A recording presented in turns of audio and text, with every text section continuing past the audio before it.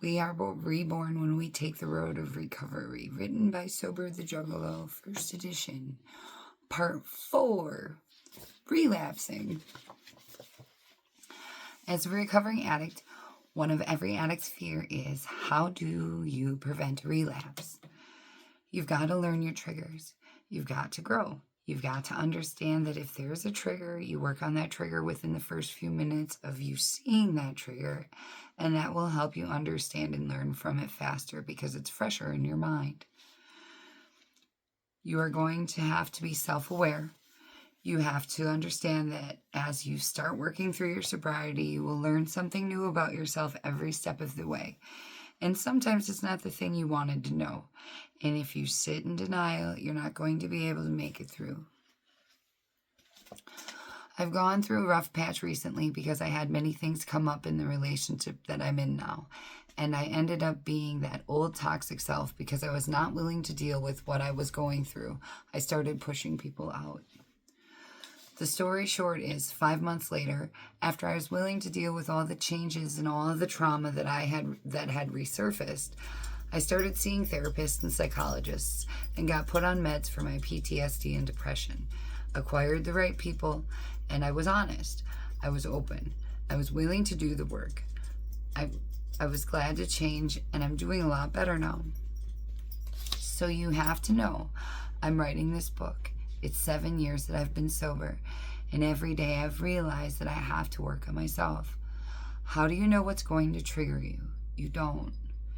If you are an addict who's gone through the 12 steps, you will know some of the triggers. I have realized that sometimes the triggers are not exactly what they were in the past. It could be just something that made you remember something that's not related to the actual trigger. And that is why you have to be self-aware. You have to understand that things are going to come up. When your mood changes, you have to know when your thoughts change, when your mental state is changed, and be willing to look deep inside yourself and be honest. Write down or talk about these ideas you have inside of your mind to realize what's going on. How do you deal with stress? Stress is a massive trigger for, as far as I've seen, every addict in person. No one wants to deal with stress. If stress is a problem for you, learn a few different things. 1, you're stressed out. Take a deep breath. Take 10 deep breaths. Once you've calmed down, you have to be honest with yourself and ask yourself if you control what is stressing you out. If you are not in control of what is stressing you out, then you have to be honest with yourself and ask if you can change your attitude about the situation.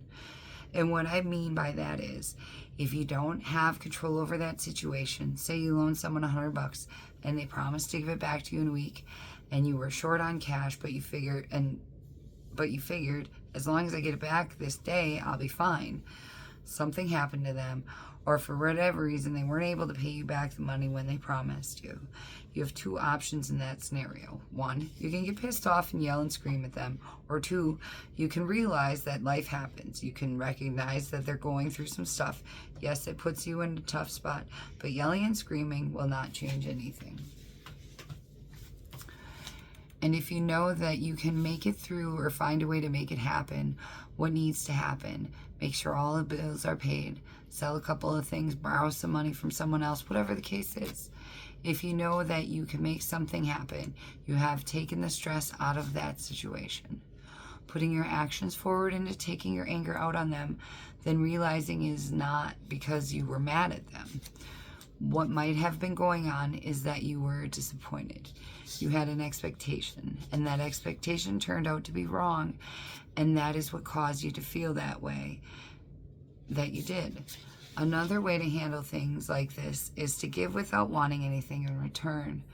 That prevents any form of expectations, and you are just happy to help other people. If you explain to yourself your feelings, you made your mind and emotions feel heard, which is a massive step in the right direction. Because once you make your mind and emotions feel listened to, you can start logically processing the next thing to do. And if you do that, now it's become a problem to solve. And if you have a problem to solve, now all you got to do is solve the problem. And there's plenty of different ways to solve problems. And if you ever need help solving problems, use your support system. They'll help you. Fighting urges. We're just going to keep going. In my experience, the urges to drink, the urges to smoke, the desires to participate in destructive habits usually last between 7 and 15 seconds. These 7 to 15 seconds will be the longest 7 to 15 seconds of your life. Well, I've had a few different ways of dealing with these urges. One, I would go to the bathroom or go to wherever the mirror is, look at myself in the mirror, and out loud tell myself, I do not drink, I do not smoke, until I believed it. Another way you can go about it is to look at yourself in the mirror so you can see your reaction and say what you're thinking.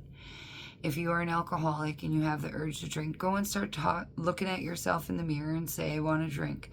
I want to get plastered. I like this because of this, and this, and this, and get the louder and louder letter until you realize that you're laughing.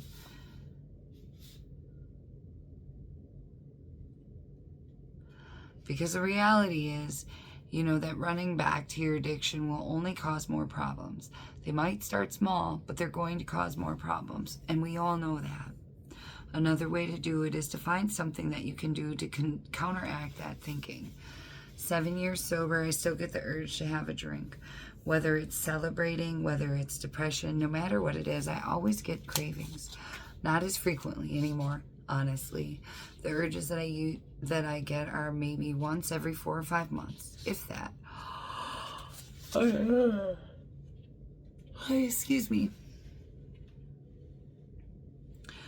But when I first got sober, it was every day, multiple times a day. Even though for me, I was a weekend binge drinker. When you're fighting the urges, remember, do not give up. If you have trouble resisting the urge and get caught in your rabbit hole of pity and all this crap, you've let your negative mindset get a hold of in your head. Call someone, text someone, vocalize what you're going through with someone that kind of sort of understands what you're talking about, or even not. Find someone to talk to. Build that relationship up. Another way to counteract urges is to stop right there and point out, whether it's in your mind or out loud, or write them down. 10 things you're happy about and grateful for in your life. Asking for help. Many addicts, many people have problems with asking for help, whether it's because they've been shit on in the past, whether they think it makes them look weak. Whatever the case is, asking for help is the reality of being a human. You cannot go through life alone. If you want to conquer your goals, you want to accomplish your dreams, you cannot go through life alone. It's not going to happen. You have to be willing to accept that. I do not ever want to hear any addict, any person tell me that they are weak for asking for help. You're not weak. You have your strengths and you have your weaknesses, meaning that those weaknesses are a chance for someone else to show you their strength. As humans, we work better as a team. You're reading this book. You're part of Juggalos in recovery. Or just learn about it and want extra help staying sober, helping someone in sobriety, or staying clean. It's a team effort. It takes a village to raise a child, and you have to be willing to understand that even though there are things in life that are not good, that you are not good at, that does not mean they will hold you back. That allows you to work with someone who has that as a strength. Then you can use your strengths to conquer what you can. A good leader will always use their people for their strengths and not their weaknesses. Before we move on, I want you to know that you are not alone in this. It might feel like it at times, and sometimes you may physically be isolated. But there are thousands, if not millions, of addicts in the world. There are thousands, if not millions, of people who are willing to help you who understand. You have to be willing to accept that. Being an addict, we're not used to being loved. We're not used to people giving a shit. What we are used to is terrible things happening to us all the time. The reality is you're not alone. Once you realize that and can get over your pride and ego, you can ask for help. That is when you'll start using these tools that the universe has given you. What do you do if you relapse? You relapse. You are feeling guilty, feel ashamed. What do you do? How do you start over? Well, What if I told you all it takes is for you to be honest? Express how it made you feel. Express to the people in your support system that you messed up and you want to do better. You're going to learn from this trigger that made you relapse, and you're going to work harder this time to stay clean and sober. Because if you do that and find someone to hold you accountable, that means you are working together with someone to achieve a happy life. 7 years sober, I still talk to my sponsor. My sponsor is someone that holds me accountable, that's willing to help me. Oops. And if anybody needs any help, all they've got to do is reach out. Whether it's to me, to the group, or just people in their support system. Reach out and ask for help and be willing to put in the work.